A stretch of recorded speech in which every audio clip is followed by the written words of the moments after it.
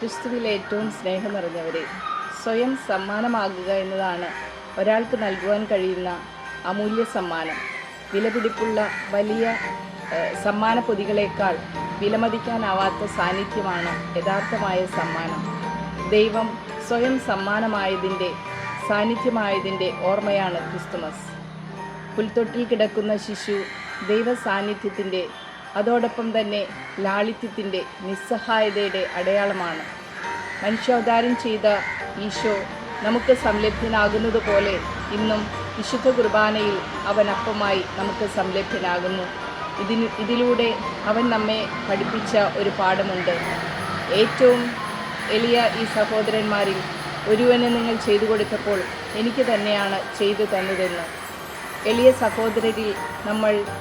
എളിയ സഹോദരർക്ക് നമ്മൾ ചെയ്തു കൊടുക്കുമ്പോൾ ക്രിസ്തുവിനോട് നമ്മൾ ഐക്യപ്പെടുകയാണ് ചെയ്യുന്നത്. നമ്മുടെ പ്രിയപ്പെട്ടവർക്ക് മുൻപിൽ നമ്മുടെ സാന്നിധ്യത്തിൻ്റെ മറ നീക്കി സംലഭ്യരാകാൻ കഴിഞ്ഞാൽ നമ്മുടെ ക്രിസ്മസ് ആഘോഷം കൂടുതൽ അർത്ഥപൂർണമാകും. നമുക്ക് അവർക്ക് വലിയ സമ്മാനങ്ങൾ ഈ രീതിയിൽ നമുക്ക് നൽകാൻ സാധിക്കും.